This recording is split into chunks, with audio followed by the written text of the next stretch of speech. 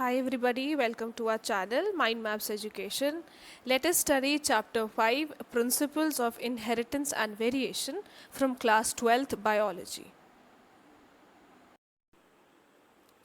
As the title suggests, principles of inheritance and variation, जिसमें inheritance का मतलब क्या हो जाएगा, वो process जहाँ पे जो characters हैं एक जनरेशन से दूसरी जनरेशन में पास ऑन हो रहे हैं, मतलब कि इनहेरिट हो रहे हैं. ठीक है, यहीं से ये वर्ड आया है इनहेरिटेड. ठीक है, इस प्रोसेस को हम इनहेरिटेंस कह देंगे. नाउ वेरिएशन, जब कोई भी कैरेक्टर जो एक पेरेंट से प्रोजनी में पहुंचा है वो कितने डिग्री चेंज होकर पहुंचा है या इनमें कितना डिग्री ऑफ चेंजेस हैं, मतलब वो कितने डिग्री वेरिएट कर रहे हैं एक दूसरे से, तो उसको हम कहते हैं वेरिएशन. जो इनहेरिटेंस है वो हमारा बेसिस ऑफ हेरिडिटी होता है. ये इम्पॉर्टेंट है और ये एनसीईआरटी की लाइन ही है. ठीक है, इनहेरिटेंस क्या हो जाएगा, बेसिस हो जाएगा किसका, हेरिडिटी का. Let me mark for you. See, inheritance process होता है ये वाला, बेसिस होता है हेरिडिटी का, वेरिएशन होता है degree by which the progeny differs from there parent. ठीक है, इन पे जो सबसे पहले जो स्टडी करी गई थी इस मैकेनिज्म को समझने के लिए, वो करी थी किसने, मेंडल जी ने. मेंडल जी, ग्रेगर मेंडल जो हैं, उन्होंने लगभग 7 ईयर्स लगाए थे. और किस चीज़ पे काम करा था उन्होंने एक्सपेरिमेंट किस पे किया था, पीस पे किया था. And we also know pea as pisum sativum scientifically. ठीक है, जब उन्होंने 7 ईयर्स दिए तो इन्होंने सिर्फ पीस पे एक बायोलॉजिकली काम नहीं किया, he put maths and statistics into it. और यहाँ से चीज़ें जो हैं थोड़ी बढ़नी चालू हो गई थी बायोलॉजी में. And this took a turn कि biology is not all about subjectivity but we can also add statistics and mathematical tools for better understanding.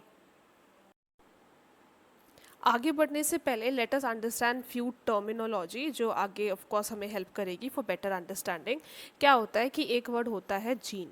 ठीक है, जीन जो है वो कंटेन करके रखते हैं कैरेक्टर्स.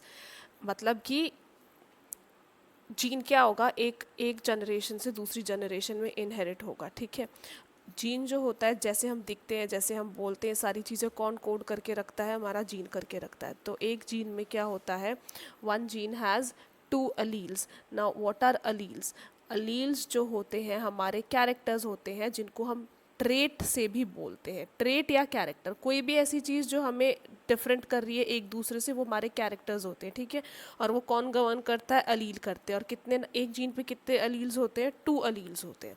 ठीक है, इन अलील को मेंडल ने फैक्टर्स का नाम दिया था. और अलील जो है इसका जो नामकरण है वो बाद में जाकर हुआ है. But now we have to understand from the word allele only, क्योंकि हम अभी पढ़ रहे हैं इन चीज़ों को. ठीक है, तो मेंडल ने इनका नाम क्या दिया, फैक्टर का नाम दिया. इन्होंने बोला कि कोई तो चीज़ ऐसी है जो एक जनरेशन से दूसरी जनरेशन में पास ऑन हो रही है, and let's name it factor. ठीक है, and now we know it as alleles. Now alleles are present in opposite ways, मतलब कि ऑपोजिट कैरेक्टर्स जो होते हैं वो प्रेजेंट होते हैं. जैसे कि अभी देखो इस में ही हमें दिख रहा होगा कि जो सीड शेप है, अगर हम उसका वो देखें तो 2 तरीके के ट्रेट है, मतलब 2 तरीके के कैरेक्टरिस्टिक्स हो सकते हैं सीड की शेप के. या तो वो राउंड हो सकता है या वो रिंकल हो सकता है, तो ये अपोजिट हो गए एक दूसरे से. नाउ सीड कलर जो है या वो येलो हो सकता है या वो ग्रीन हो सकता है. तो इस तरीके से मेंडल ने 7 कैरेक्टर्स लिए और 14 ट्रेट्स लिए. 14 हो ही गए क्योंकि 2 हो गए, 2 कॉन्ट्रास्टिंग पेयर्स हो गए, है ना. तो ये हमेशा अलील्स जो है वो 2 कॉन्ट्रास्टिंग, मतलब कि ऑपोजिट पेयर ऑफ कैरेक्टर्स रखते हैं. ठीक है, लेट्स मूव फॉरवर्ड. मेंडल ने जो हमारा जो अपना एक्सपेरिमेंट कंडक्ट करा था, उन्होंने उसमें जो पी ली थी, pea also known as pisum sativum, उसको उन्होंने चूज़ किया था true breeding pea lines. Now what is true breeding pea lines, इसमें क्या होता है, a true breeding line is one, let's wait, okay, a true breeding line is one जो continuous self pollination में undergo करता है, जिसकी वजह से stable inheritance होती है किसकी, expression की for several generations. ठीक है, लेट्स मूव फॉरवर्ड. बात हुई है इनहेरिटेंस ऑफ 1 जीन की, सिर्फ एक जीन जिसमें कि 2 कैरेक्टर्स होंगे. राइट, हमने अभी जस्ट डिस्कस किया था. तो एक जीन जिसमें 2 कैरेक्टर्स होते हैं वो किस तरीके से इनहेरिट होता है, देखो.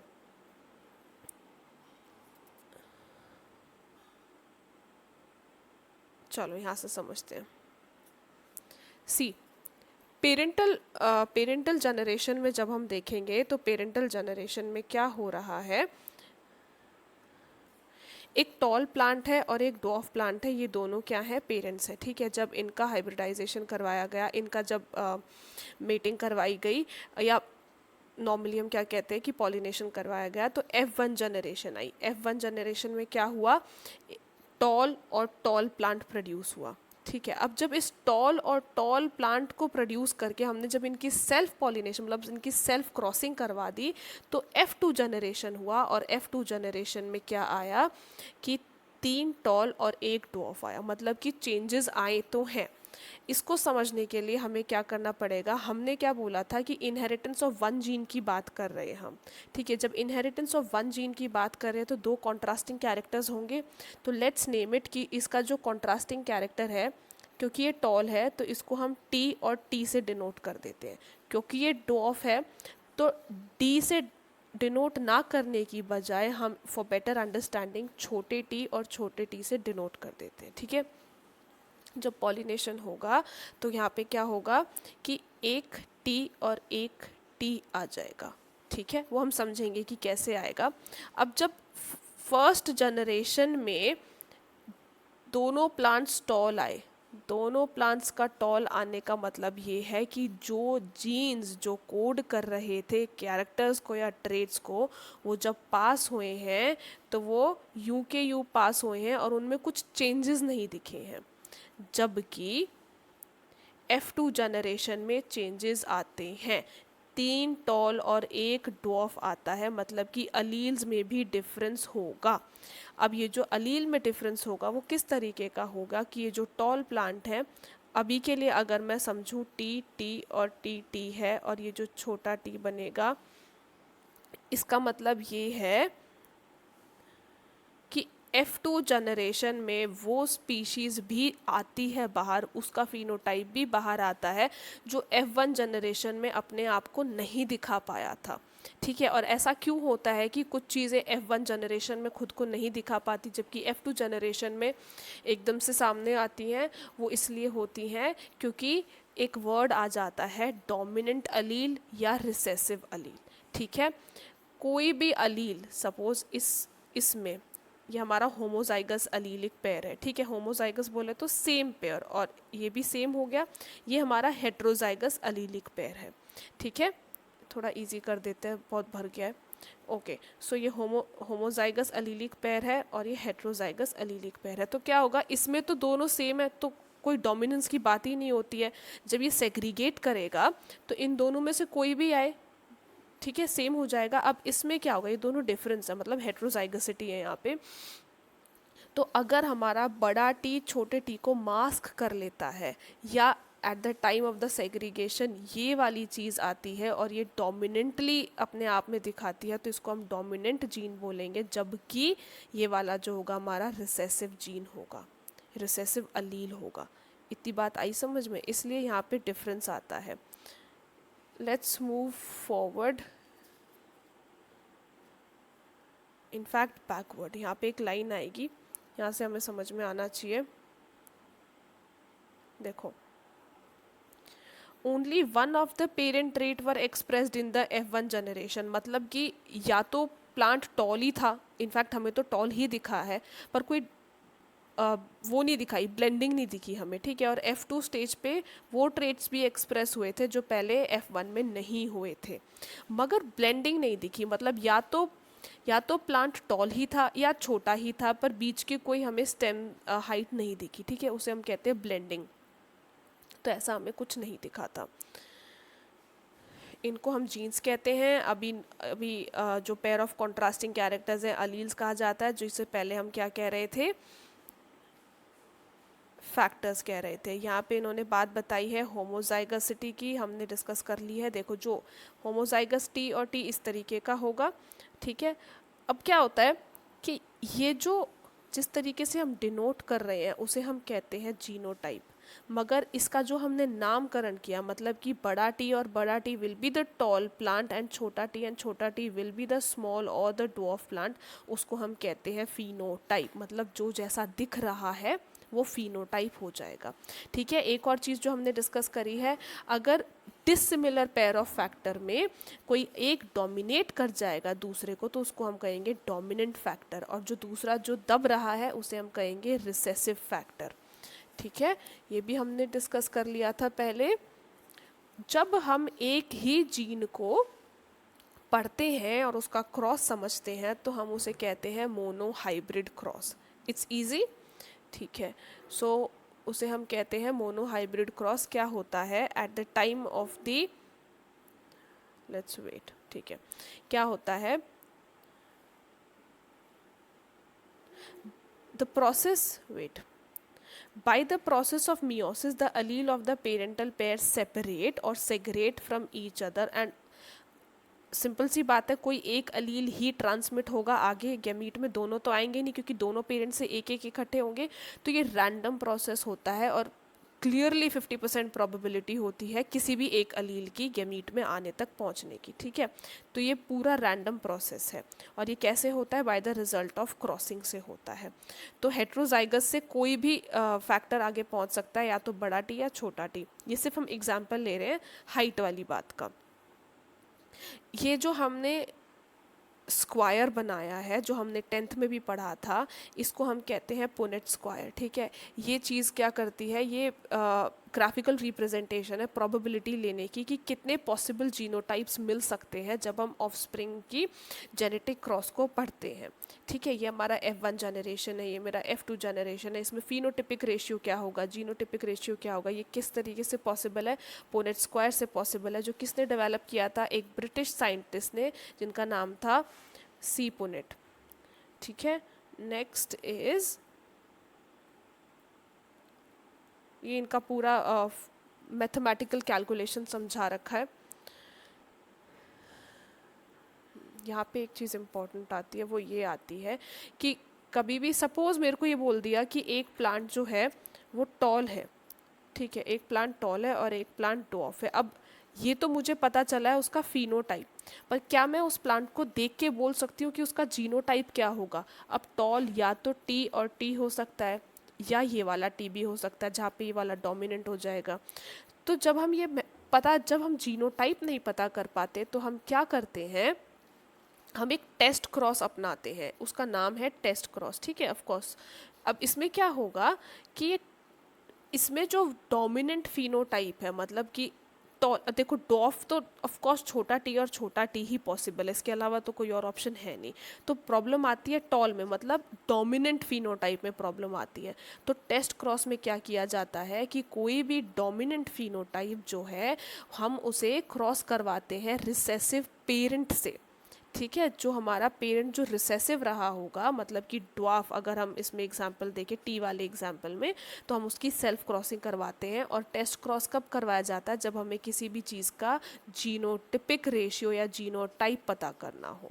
जबकि एक हमारा होता है बैक क्रॉस। बैक क्रॉस में क्या होता है, जब हम F2 जनरेशन का कोई भी, सपोज डोमिनेंट वही ले लें, हम डोमिनेंट फिनोटाइप ही ले लें, तो जब हम F2 जनरेशन का कोई भी डोमिनेंट फिनोटाइप किसी भी पेरेंट से क्रॉस करवाते हैं, वो होता है बैक क्रॉस। जबकि F2 जनरेशन का डोमिनेंट फिनोटाइप रिसेसिव पेरेंट से वो होगा, क्रॉस होगा, तो वो क्या हो जाएगा, टेस्ट क्रॉस। यहाँ से हमें ये समझना ज़रूरी है।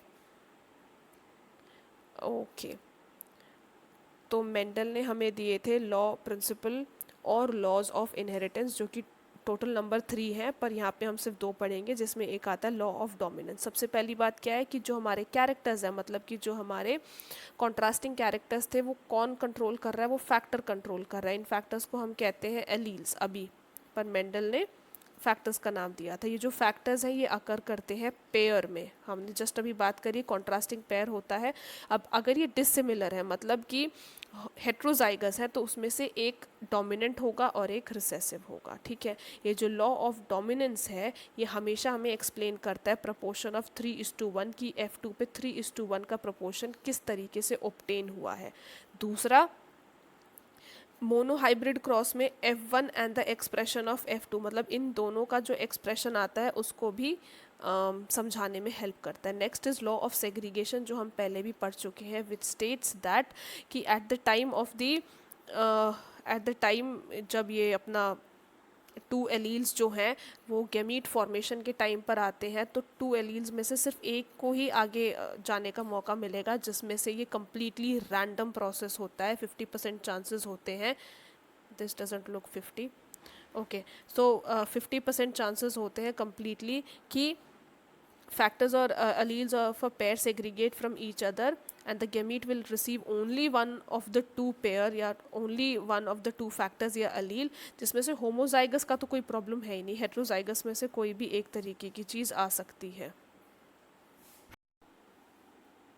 Next topic is incomplete dominance. ठीक है, इनकम्प्लीट डोमिनेंस मतलब कि जो डोमिनेंट फैक्टर होना चाहिए वो इनकम्प्लीट है। इतना तो समझ में आ रहा होगा। देखो, हमने बात करी थी कि जब भी क्रॉस होता है तो जो प्रोजेनी है वो अपने पेरेंट्स से रिजेंबल करेगी, राइट। जो F1 जनरेशन है, F2 जनरेशन है, वो किससे रिजेंबल करेगी? पेरेंट्स से रिजेंबल करेगी। मतलब कोई बीच का कोई वो एस्पेक्ट आ नहीं रहा था। इनकम्प्लीट डोमिनेंस में क्या होता है, जनरली क्या होना चाहिए था अगर डोमिनेंस में बात करें, कि हमारी जो पेरेंटल जनरेशन है वो फ्लावर में रेड कलर है और वाइट कलर है, तो आने वाला जो प्रोजेनी होगी वो या तो रेड कलर होगी या वाइट कलर होगी। सिंपल सी बात है। नहीं, मगर ऐसा नहीं हुआ। जब हमने ये फ्यूज़ करवाया तो हमें पता चला कि एक कम्प्लीटली अलग कलर आया है, जो कि पिंक कलर हो जाता है, जो कि इन दोनों के बीच का है। तो हम इसे कह रहे हैं कि ब्लेंडिंग ऑफ कैरेक्टर्स हो चुका है। ठीक है, ब्लेंडिंग ऑफ कैरेक्टर्स जो मेंडल नहीं समझा पाए थे अपने टाइम पे, वो आगे जाकर देखने को मिली। तो ब्लेंडिंग ऑफ कैरेक्टर्स में क्या हुआ कि फिनोटाइप कम्प्लीटली बदल गया, जबकि जीनोटाइप इन्हीं दोनों से मैच कर रहा था।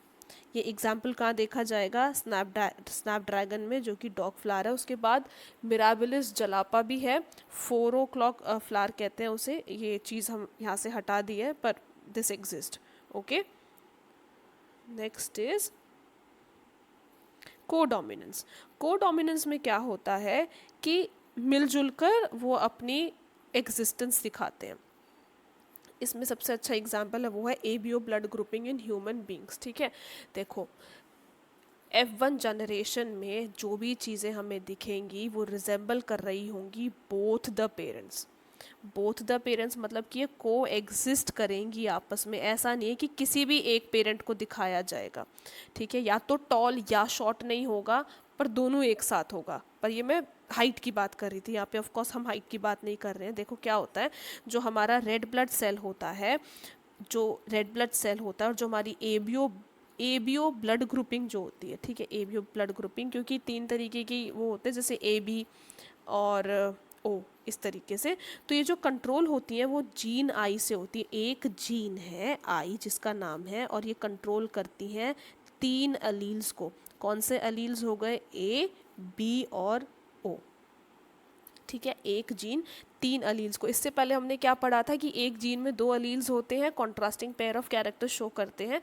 पर आगे जाके अभी हमें पता चलेगा कि ऐसा नहीं है। एक जीन 2 और मोर देन 2 अलील्स को भी कोड कर सकती है या कंट्रोल कर सकती है। ठीक है, तो कोडोमिनेंस में और जो हमारा ह्यूमन ब्लड ग्रुपिंग है उसमें यही होता है। आई जीन 3 अलील्स को कोड करती है, ABO, और जब हम इसकी F1 जनरेशन देखते हैं तो वो बोथ द पेरेंट्स को, मतलब बोथ ऑफ द पेरेंट्स को रिजेंबल करती है।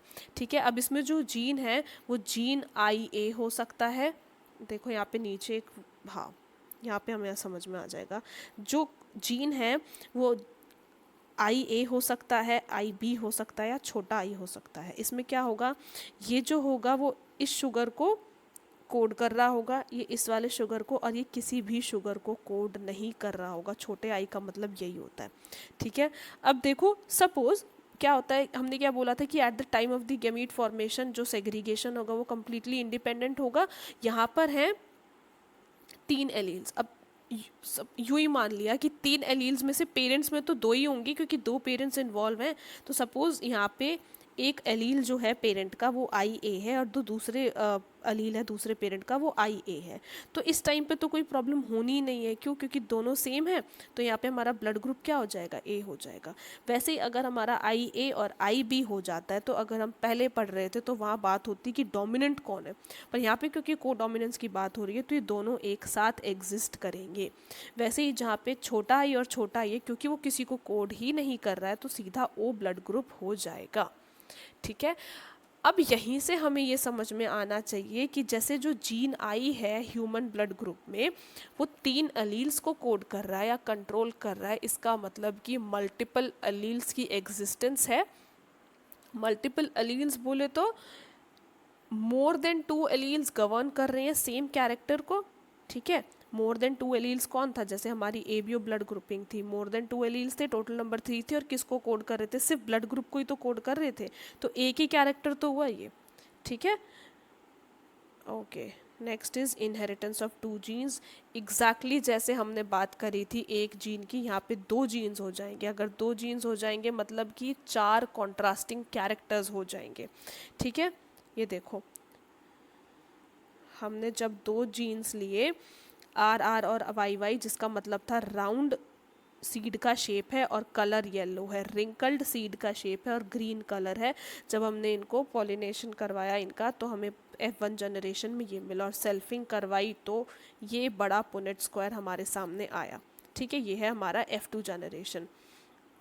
तो जब हमारा इनहेरिटेंस ऑफ 2 जीन्स होता है, जिसमें हमारे कितने कैरेक्टर्स आएंगे? 4 कैरेक्टर्स आएंगे, उसे हम कहते हैं इनहेरिटेंस ऑफ 2 जीन्स। इसमें भी कुछ बदला नहीं है, यहाँ भी जो हमारे सेग्रीगेशन होता है एलील्स का, वो कम्प्लीटली रैंडम होता है। वहाँ पे एक एलील दूसरे एलील से कम्प्लीटली डिफरेंट था, यहाँ पे 1 pair of allele is completely random और indifferent to the other pair of allele. ठीक है, यहाँ पे जो हमारा फिनोटिपिक रेशियो होगा वो 9:3:3:1 होगा। Okay, law of independent assortment just मैंने अभी समझाया, वही है। इसके अलावा चलो एक बार फिर भी मैं अंडरलाइन करके बता देती हूँ।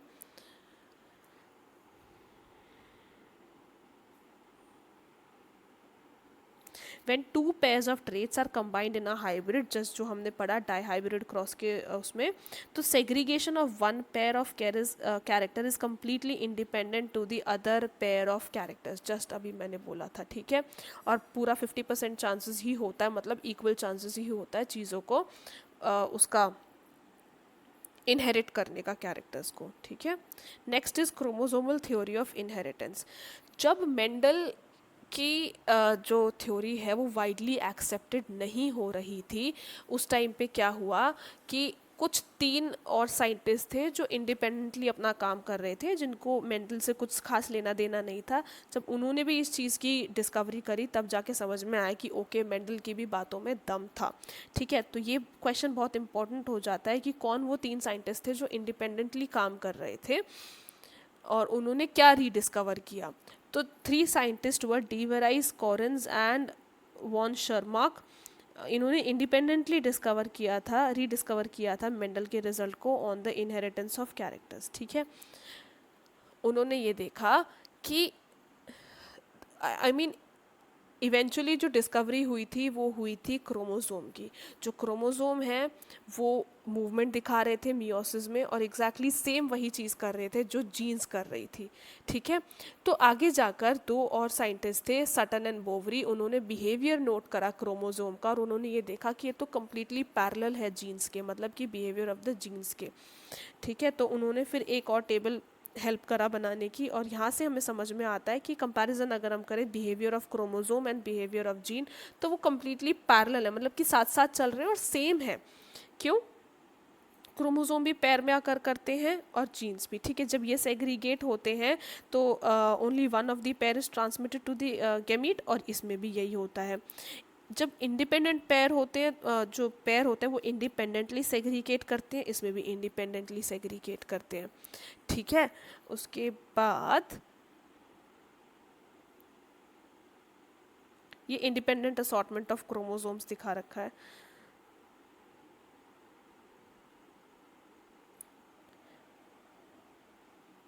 यहाँ से एक चीज़ आती है, वो ये आती है कि जो क्रोमोसोमल थ्योरी ऑफ इनहेरिटेंस है वो सटन एंड बोवरी ने दी। ठीक है, एक बहुत इंपॉर्टेंट बात है वो ये है कि सटन एंड बोवरी ने देखा कि pairing and separation of a pair of chromosome would lead to the segregation of a pair of factors they carried, मान लिया। पर इन दोनों में से भी सटन था जिसने ये नॉलेज यूनाइट करी क्रोमोसोमल सेग्रीगेशन की, किसके साथ, मेंडेलियन प्रिंसिपल्स के साथ, और तब जाके क्रोमोसोमल थ्योरी ऑफ इनहेरिटेंस हुआ। अब क्रोमोसोमल थ्योरी ऑफ इनहेरिटेंस का एक्सपेरिमेंटल वेरिफिकेशन किया है किसने, थॉमस हंट मॉर्गन ने। ठीक है, और इन्होंने किस पे किया है, ड्रोसोफिला मेलानोगास्टर पे किया है। क्यों किया है, यहाँ पे कुछ सूटेबल वो हैं इनकी वो कि ड्रोसोफिला मेलानोगास्टर ही क्यों लिया, क्योंकि बहुत आसानी से ग्रो कर सकती है सिंथेटिक मीडियम में, लेबोरेटरी में, और इनकी जो लाइफ स्पैन है वो छोटी है, तो ज़्यादा से ज़्यादा पढ़ाई हो सकती है।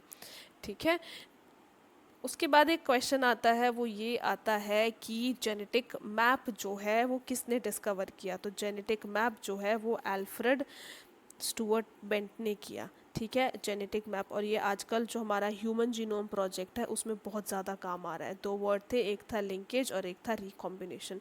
क्या होता है कि हमारे जो जीन्स होते हैं वो लिंक्ड होते हैं, मतलब कि वो टाइटली या तो टाइटली एसोसिएटेड होंगे या वीकली एसोसिएटेड होंगे। तो ये देखा गया कि जो जीन्स टाइटली लिंक्ड थे उनका जो रिकॉम्बिनेशन था वो बहुत लो था। क्यों, क्योंकि वो अच्छे से क्रॉसिंग ओवर में नहीं आ रहे थे। ठीक है, और जो जीन्स लूजली लिंक्ड थे उन्होंने हायर रिकॉम्बिनेशन दिखाया था। यहाँ पे हमारी परसेंटेज तक दे रखी है। ठीक है, नेक्स्ट इज, ये देखो यहाँ पे इन्होंने फिर फाइनली शो कर दिया, the strength of linkage between Y and W is higher than W and M. क्यों, क्योंकि ये जो होगा ये लूजली लिंक्ड होगा और ये जो होगा ये टाइटली लिंक्ड होगा, इसीलिए। Now next is polygenic inheritance. ठीक है, पॉलीजेनिक से मतलब अगर हम तोड़ के देखें तो पॉली मतलब बहुत सारे, जीन मतलब बहुत सारे जीन्स। ठीक है, इसका मतलब कि जहाँ पर ज़्यादा जीन्स प्रेजेंट हैं और वो क्या करेंगे, एक ही कैरेक्टर को गवर्न करेंगे। समझ में आ रहा है कि जीन्स प्रेजेंट है ज़्यादा और वो किसको गवर्न करेंगे, किसी एक पॉलीजेनिक ट्रेट को, मतलब किसी एक ट्रेट को गवर्न करेंगे। मोर देन 3 जीन्स जो हैं वो प्रेजेंट होंगे। उसमें जो एग्जाम्पल है, जो बेस्ट एग्जाम्पल है वो आता है ह्यूमन स्किन का, यहाँ पे लिखा ही हुआ है ह्यूमन स्किन का, और एक होता है ह्यूमन हाइट का। ठीक है, देखो यहाँ पे क्या है, the genotype with all the dominant Aleel. Suppose जो हमारे जो 3 जीन्स हैं वो है ए, बी और सी। ठीक है, और एक जीन में कितने अलील्स होते हैं, 2 अलील्स होते हैं नॉर्मली, कॉन्ट्रास्टिंग पेयर। तो अगर ए जीन में कितने अलील्स हो जाएंगे, सपोज हमने ए का नाम ले लिया और बी जीन में बी, इस तरीके से डोमिनेंट फॉर्म ऑफ अलील क्या हो जाएगा, बड़ा ए बड़ा बी बड़ा सी, और रिसेसिव फॉर्म क्या हो जाएगा, छोटा ए छोटा बी छोटा C, for light skin colour and for dark skin colour. अब इस टाइप में जो जीनोटाइप होगा, अब इसमें देखो पूरे 6 के 6 आ रहे हैं अलील्स, और यहाँ पे पूरे के 6 के 6 आ रहे हैं, तो ये पूरा डोमिनेंट है और ये पूरा हमारा रिसेसिव है। इस तरीके से 3 जीन जो है वो गवर्न कर रहे हैं ह्यूमन स्किन कलर को, इसलिए हम उसे कहते हैं पॉलीजेनिक इनहेरिटेंस। ठीक है, और मल्टीपल एलील वाज डिफरेंट, और उसका एग्जांपल क्या था, human blood grouping. Now next is pleiotropy. Pleiotropy में क्या होता है, जब एक जीन ही मल्टीपल कैरेक्टर्स को गवर्न करता है। ठीक है, जब एक जीन गवर्न करता है मल्टीपल कैरेक्टर्स को या मल्टीपल फिनोटिपिक कैरेक्टर्स को, अगर मैं एग्जांपल लूँ, उस जीन को हम क्या कहते हैं, प्लियोट्रोपिक जीन कहते हैं। ठीक है, जो एग्जिबिट कर रहा है मल्टीपल फिनोटिपिक एक्सप्रेशन। एग्जाम्पल है फिनाइल कीटोनूरिया का। जो फिनाइल कीटोनूरिया है अगर किसी को हो जाता है तो along with skin and hair pigmentation वो किडनी को भी डैमेज करेगा, वो मेंटल रिटार्डेशन भी करेगा, और वो किस में और किसको डिग्रेड करेगा, पिगमेंटेशन को भी, यहाँ पे लिखा हुआ है। Yes, next is sex determination. Sex determination is too easy, कभी से ही हम पढ़ रहे हैं। डिफरेंस जो आता है वो ये आता है कि देखो जो ह्यूमंस होते हैं उन पे क्या होता है 23 पेयर्स ऑफ क्रोमोसोम होते हैं, ठीक है, 23 पेयर्स ऑफ क्रोमोसोम, जिसमें से 22 क्या है ऑटोसोम और जो 1 है सेक्स क्रोमोसोम जिसको हम एलोसोम भी कहते हैं। ऑलराइट, तो सेक्स क्रोमोसोम की अगर बात करें क्योंकि सेक्स डिटर्मिनेशन है तो एक्स एक्स और एक्स वाई होती है, yes X X will be the females and X Y will be the males, right. तो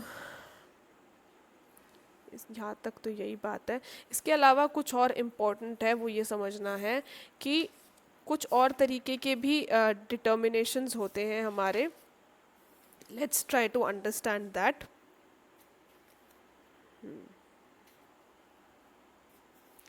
एक होता है डिटर्मिनेशन जेड डब्ल्यू, ये रहा जेड डब्ल्यू और जेड जेड का, ठीक है।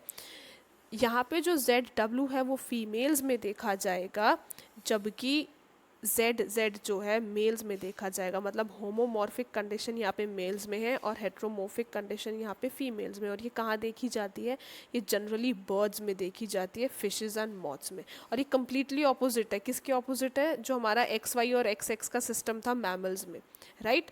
उसके अलावा जो है एक और तरीका होता है वो होता है एक्स एक्स और एक्स ओ का सिस्टम।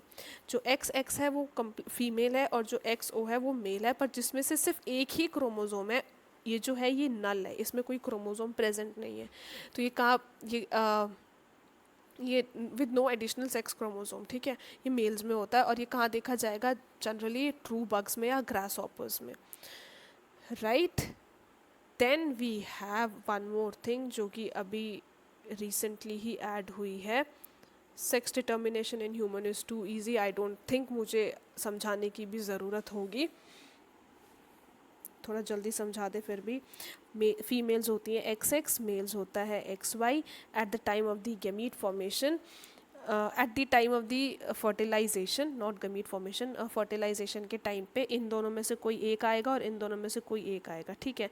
तो क्योंकि यहाँ पे होमोजाइगोसिटी है, क्योंकि यहाँ पे दोनों सेम है, तो इन दोनों में से कोई भी एक प्रेजेंट रहे कोई प्रॉब्लम है नहीं। ये हमारा था फीमेल। अब बात आती है कि स्पर्म क्या लेकर आ रहा है, is it having a X chromosome or Y chromosome? If the sperm is containing X chromosome, then it will result in the formation of a daughter. But if the sperm is carrying Y chromosome, then it will result in the formation of the son, male child, ठीक है। और ये completely random होता है, completely वो होता है कि कोई भी लेकर आ सकता है। And that is why this is a false notion कि मदर पे डिपेंड करता है sex determination of the baby. Rather अगर हम साइंटिफिकली देखें तो it's the father who is carrying the determinant chromosome, जो आगे जाकर या तो मेल बेबी बनाएगा या फीमेल बेबी बनाएगा, ठीक है। Next is sex determination in honey bee. Honey bee में क्या होता है, जो मेल होता है वो हैप्लॉइड इन नेचर होता है, जिसमें टोटल नंबर ऑफ 16 क्रोमोसोम्स होते हैं, जबकि जो फीमेल होता है उसमें टोटल 32 वो क्रोमोसोम्स होते हैं, ठीक है। इसीलिए इसको कहा जाता है हैप्लोडिप्लॉइडी मैकेनिज्म, ठीक है। जो क्वीन होती है वो डिप्लॉयड इन नेचर होती है और फुल्ली फंक्शनल फीमेल होती है, जो किससे डेवलप हुई है, फर्टिलाइज्ड एग से डेवलप हुई है।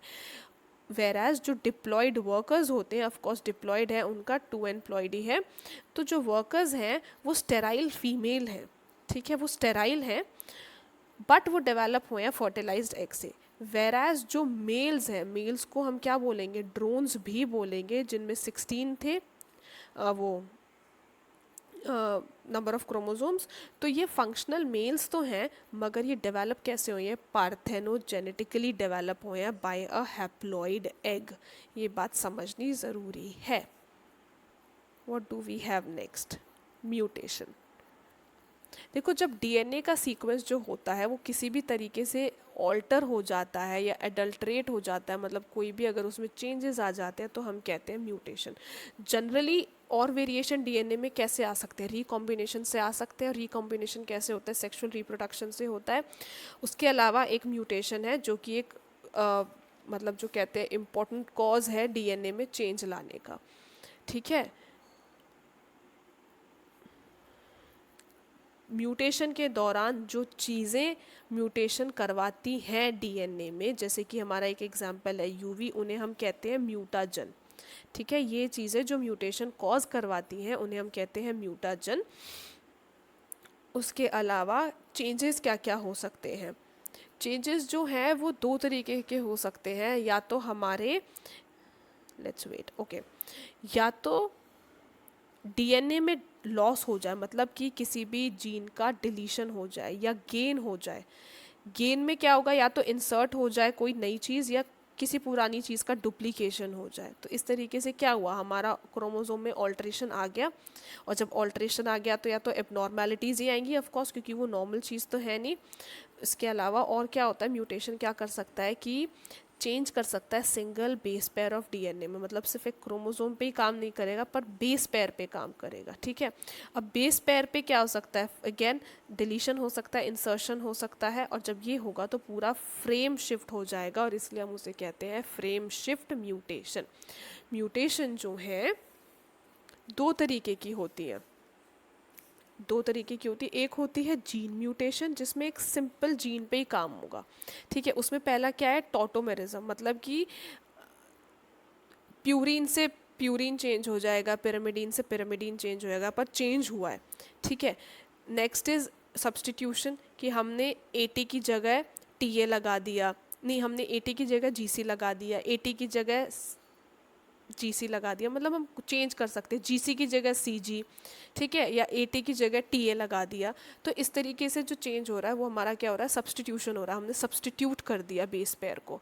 नेक्स्ट इज फ्रेम शिफ्ट, कि हम या तो पूरा ऐड कर दें नाइट्रोजनस बेस को, या हम कंप्लीटली डिलीट कर दें, तो इससे क्या हुआ, फ्रेम शिफ्ट हो जाता है।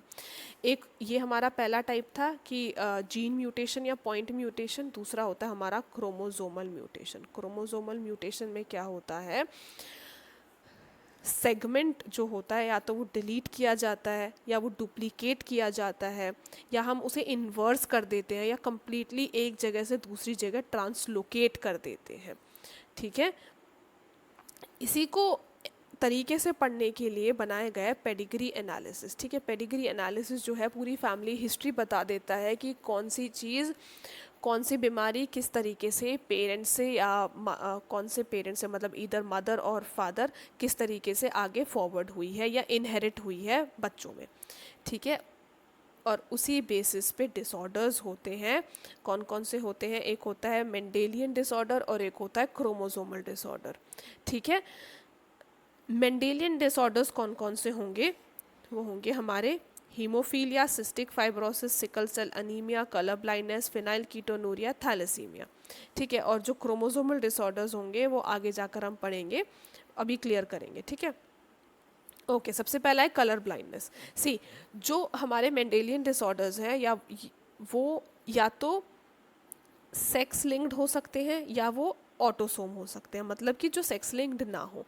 जिसमें से अगर हम एनसीईआरटी की बात करें तो हम दो पढ़ेंगे सेक्स लिंक्ड। एक है सबसे पहला कलर ब्लाइंडनेस। ठीक है, कलर ब्लाइंडनेस में क्या होता है, जनरली क्या इफ़ेक्ट होता है, रेड या ग्रीन कोन होता है, जिसकी वजह से हम जो है रेड या ग्रीन कलर में डिस्टिंग्विश नहीं कर पाते, और प्रॉबेबली हमें शायद सेम ही दिखता होगा। अब इसमें क्योंकि सेक्स लिंक्ड है तो बात ये हो रही है कि जो एक्स पे होगा, मतलब x will be carrying this, तो इन केस ऑफ विच अगर हम समझें, अगर मेल्स को हो रहा है तो मेल्स पे सिर्फ एक एक्स है, तो वो उसमें ज़्यादा चांसेस है कलर ब्लाइंडनेस होने की बजाय कि फीमेल जो कि सिर्फ कैरियर भी हो सकती है। ठीक है, so in order to be defected by colour blindness, the female या mother has to be the carrier and the father has to be colorblind for that. ठीक है, so males have only one X chromosome and female have two. The son of a woman who carries 50% will have 50% of chances of being color blind. ठीक है, अब क्योंकि mother नहीं है तो हो सकता है कि उसका जीन जो है रिसेसिव होगा, तो वो सप्रेस्ड होगा, तो डॉटर में भी सप्रेस हो सकता है पर फादर में नहीं हो सकता। ठीक है, next is haemophilia. Haemophilia is again x sex linked और रिसेसिव डिजीज़ होती है। इसमें ये क्या होता है, अगेन ये अनअफेक्टेड कैरियर फीमेल से मेल प्रोजेनी में आती है। क्यों, क्योंकि फीमेल जो है वो कैरी कर रही होगी, और इसके लिए जो मेल है वो कम्प्लीटली मतलब अबाइडेड होगा इस डिजीज़ से, ठीक है, कम्प्लीटली डिफेक्टेड होगा इस डिजीज़ से। अब इस डिजीज़ में क्या होता है, इस डिजीज़ में जनरली क्या होता है कि जो बॉडी है वो लैक करती है एंटी हीमोफिलिक ग्लोब्यूलिन, ठीक है, एंटी हीमोफिलिक ग्लोब्यूलिन जो हेल्प करता है क्लॉटिंग ऑफ द ब्लड में। अब जब ये प्रोटीन ही नहीं होगा तो मतलब क्लॉटिंग या कोआगुलेशन नहीं होगा, जिसकी वजह से ऑल ऑफ अ सडन मतलब हमेशा ही खून बहता रहेगा, ठीक है, क्योंकि क्लॉट नहीं हो पा रहा है, जिसकी वजह से बहुत ज़्यादा खून का या ब्लड का लॉस हो जाएगा, तो हीमोफीलिया होता है। और हीमोफीलिया को हम ब्लीडर्स डिजीज़ भी कहते हैं, क्यों, क्योंकि अगर कभी कट लग जाता है तो वो ब्लीड करता रहेगा, why, because the person is lacking anti haemophilic globulin. All right, next is sickle cell anaemia. Sickle cell anaemia is an autosome linked recessive trait, ठीक है, ऑटोसोम मतलब कि सेक्स लिंक्ड नहीं है। इसमें क्या होता है, जो पेयर ऑफ अलील जो गवर्न कर रहे हैं वो HbA और HbS है, जिसमें S क्या होगा हमारा सिकल सेल होगा और A क्या होगा नॉर्मल होगा। तो अगर किसी इंसान में HbS और HbS होगा तो that person will be having sickle cell anaemia. और इसमें क्या होता है, जो हमारे नॉर्मल रेड ब्लड सेल्स हैं वो चेंज में जाते हैं, they undergo certain kind of changes and they are affected by a shape abnormality, जहाँ पे नॉर्मल बाइकॉन्केव शेप जो है वो सिकल शेप में बदल जाती है, ठीक है। इसमें क्या होगा कि जो रेड ब्लड सेल है वो लो अमाउंट ऑफ ऑक्सीजन कैरी कर रहा होगा, जो कि ऑफ कोर्स प्रॉब्लमैटिक है किसी भी ह्यूमन बॉडी के लिए। और अगर हम इसको और अच्छे से पढ़ना चाहें, समझना चाहें, तो क्या होता है, जो नॉर्मल जो हमारा पेप्टाइड होता है HbA का, HbA मतलब कि नॉर्मल इंसान का, उसमें क्या होता है, ये पॉसिबिलिटी होती है, जबकि देखो नॉर्मल जो mRNA होगा उसमें क्या होगा, गैग होगा, मतलब GAG होगा। और जो हमारा HbS पेप्टाइड होगा उसमें GUG होगा, मतलब कि A की जगह यू की प्रेजेंस आ गई है, और सिर्फ इसी चेंज से हमारा पूरा का पूरा वो बदल गया है। नाउ ए किसको वो करता है, डिनोट करता है, वो डिनोट करता है ग्लूटामिक एसिड को। तो सब्स्टिट्यूशन किसका हुआ है, from glutamic acid to valine, ठीक है। और कहाँ हुआ है, सिक्स्थ पोजीशन पे हुआ है, सिक्स्थ पोजीशन पे हुआ है। और कौन सी चेन में हुआ है, बीटा चेन में हुआ है। क्यों, क्योंकि जो ब्लड होता है उसमें 2 चेन होती है, अल्फा और बीटा, बीटा नीचे वाली होती है। तो सिक्स्थ पोजीशन पे बीटा चेन में ग्लूटामिक की जगह वेलाइन आ गया, तो क्या हो गया, सिकल सेल अनीमिया हो गया। इसमें क्या होता है, फ्यू प्रोडक्शन ऑफ ग्लोब्यूलिन्स होते हैं। Let's move forward, then we have phenylketonuria, पहले भी बात कर चुके हैं, कौन से एग्जाम्पल में, प्लियोट्रोपी में, मतलब कि एक जीन मल्टीपल फिनोटिपिक कैरेक्टर्स को गवर्न करेगा। फिनाइल कीटोनूरिया में क्या होता है, ये भी ऑटोसोमल डिजीज होती है। इसमें क्या होगा, जो इंसान है, जो इंडिविजुअल है जो फिनाइल कीटोनूरिया से ग्रस्त है, उसमें एक एंजाइम नहीं होगा, एक लैक करेगा एक एंजाइम को, वो एंजाइम जो अमीनो एलानीन को टायरोसिन में बदल रहा था। अब क्योंकि वो एंजाइम नहीं है तो फिनाइल एलानीन किस में बदलेगा, वो बदलेगा फिनाइल पायरुविक एसिड में। और फिनाइल पायरुविक एसिड जब एक्यूमुलेट होने लगेगा तो हमारी बॉडी के लिए प्रॉब्लम क्रिएट करेगा, जिसकी वजह से मेंटल रिटार्डेशन हो सकता है और किडनी एब्जॉर्प्शन पुअर हो सकता है। ऑल्सो क्या करेगा, हेयर एंड स्किन पिगमेंटेशन को भी डेफर करेगा, मतलब कि चेंज करेगा। Next is thalassaemia. थैलेसीमिया जो है हमारा ऑटोसोमल लिंक्ड रिसेसिव ट्रेट है या डिजीज़ है, जो कि पेरेंट्स से ऑफस्प्रिंग में तभी जाएगा जब both the parents will be unaffected carrier for the gene heterozygous. अब क्या होता है, देखो मैंने बोला था जो ब्लड की चेन होती है वो अल्फा और बीटा होती है, दैट मीन्स थैलेसीमिया जो 2 तरीके का हो सकता है, अल्फा थैलेसीमिया और बीटा थैलेसीमिया। मतलब कि अगर हमारा अल्फा चेन जो है वो प्रॉब्लमैटिक है या एबनॉर्मल हीमोग्लोबिन मॉलिक्यूल्स का फॉर्मेशन कर रहा है तो हमारा अल्फा थैलेसीमिया होगा, नहीं तो बीटा थैलेसीमिया होगा, ठीक है। इन दोनों में डिफरेंस है, किस में, सिकल सेल अनीमिया में और थैलेसीमिया में। यहाँ पे देखो क्लियरली लिखा है, thalassaemia differs from sickle cell anaemia in that former मतलब कि जो थैलेसीमिया है वो एक क्वांटिटेटिव प्रॉब्लम है, मतलब कि यहाँ पे फ्यू ग्लोबिन्स बनेंगे, जबकि जो लैटर है मतलब कि सिकल सेल अनीमिया है वो क्वालिटेटिव प्रॉब्लम है जिसमें क्या होगा, इनकरेक्टली फंक्शनिंग ग्लोबिन बनेंगे। ठीक है। Next we have chromosomal disorders. Chromosomal disorders में जनरली या तो एब्सेंस होता है या एक्सेस हो जाता है, मतलब या तो कंप्लीटली चली जाएंगी चीज़ें या एक्सेस हो जाएंगी, किसमें, क्रोमोसोम की अरेंजमेंट में। ठीक है। तो यहाँ पे एन्यूप्लॉइडी हो सकती है या पॉलीप्लॉइडी हो सकती है, ये क्लियरली रिटन है, नो नीड टू मतलब मेरे को ज़रूरत नहीं है इतना एक्सप्लेन करने की। See let's come on to the examples कि इसमें कौन कौन से सिंड्रोम या डिजीजेस आती हैं। पहला है डाउन सिंड्रोम। डाउन सिंड्रोम क्या होता है, जब मेरे 21st क्रोमोसोम पे ट्राइसोमी हो जाती है। ट्राइसोमी मतलब कि हमारा नॉन डिसजंक्शन हो जाएगा, मतलब कि वहाँ से वो चीज़ नहीं हट पाई जो हटनी थी eight the time of the segregation, तो क्या हो गया, ट्राइसोमी हो गई और 21 क्रोमोसोम जो है अब 3 बार हो गया, तो 2n+1 की कंडीशन हो गई इसमें। ठीक है। इसको हम लैंगडन्स इसको हम एक्चुअली किसने डिस्क्राइब करा था, लैंगडन डाउन ने डिस्क्राइब करा था इसको। ठीक है। और Down syndrome, just give me a moment. Okay, so जो डाउन सिंड्रोम है वो नॉन डिसजंक्शन मतलब कि फेलियर ऑफ क्रोमोसोम जो है जब वो सेपरेट होने से रुक जाते हैं, तो यहाँ पे हमारा डाउन सिंड्रोम हो जाता है, जिसमें क्या होगा, जो बेबी होगा वो शॉर्ट स्टेचर्ड होगा, small and round head furrowed, और palm is broad with characteristic palm crease, physical psychomotor and mental development is retarded. Next is Klinefelter syndrome. Klinefelter syndrome में क्या होता है कि हमारा एक एक्स की एक्स्ट्रा एडिशनल कॉपी हो जाती है। अगर एक्स की एडिशनल कॉपी हो जाएगी तो जो मेल होगा, जनरली क्या होता है, एक्स वाई अब एडिशनल कॉपी हो गई तो एक्स एक्स वाई, तो नंबर ऑफ क्रोमोसोम्स कितने हो गए, कैरियोटाइप कितना हो गया उसका 47।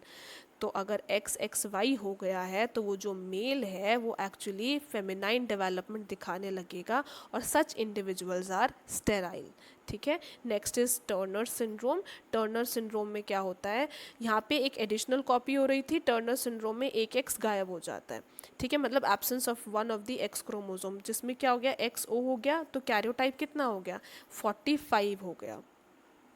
इस तरीके की फीमेल्स जो ये वाला सिंड्रोम रखती हैं वो स्टेराइल होती हैं, उनकी जो ओवरीज है वो रूडिमेंट्री होती है, और ऑल्सो सेकेंडरी सेक्सुअल कैरेक्टर्स जो है वो भी लैक करते हैं। कुछ चीज़ें नोट डाउन करने की हैं, वो ये है कि एक होता है क्राई डू चैट सिंड्रोम। ठीक है, इसमें क्या होता है, अगर किसी इंडिविजुअल को ये है तो उसमें ये प्रॉब्लम होती है कि वो जो न्यूबॉर्न है वो क्राई करता है हाई पिच साउंड में। ठीक है, जैसे कि कोई बिल्ली रो रही हो। तो इसमें क्या होता है, जनरली इस वाले में क्या होता है कि जो हमारा क्रोमोसोम है, 5th नंबर का जो क्रोमोसोम है उसकी शॉर्ट आर्म जो है वो डिलीट हो जाती है। जो उसकी शॉर्ट आर्म है जब डिलीट हो जाएगी 5th नंबर ऑफ क्रोमोसोम पे, तो हो जाएगा cri du chat syndrome. Next we have is Patau syndrome. Patau syndrome में क्या होता है, ट्राइसोमी होती है 13th क्रोमोसोम की, जैसे 21st क्रोमोसोम की हुई थी डाउन सिंड्रोम में, वैसे ही 13th क्रोमोसोम की जब ट्राइसोमी होगी तो पटाउ सिंड्रोम होगा, और जब 18th क्रोमोसोम की ट्राइसोमी होगी तो एडवर्ड सिंड्रोम होगा। ठीक है, आई होप ये चैप्टर समझ में आया होगा। Thank you so much for watching this video.